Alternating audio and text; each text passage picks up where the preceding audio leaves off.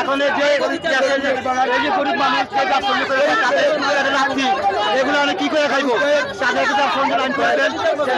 তাদের গরিব মানুষ মহিলাদের যে দেশের যে অবস্থা দেখা যায় এখন কি করবেন বলেন যে এই যে ৪৬ নম্বর ওয়ার্ডের নেতৃবৃন্দ তারা এইখানে আমগো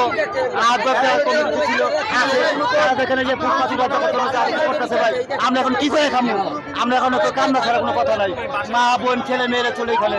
এইখানে হচ্ছে তার আন্দোলন তারা এখন কি করে খাবো ভাই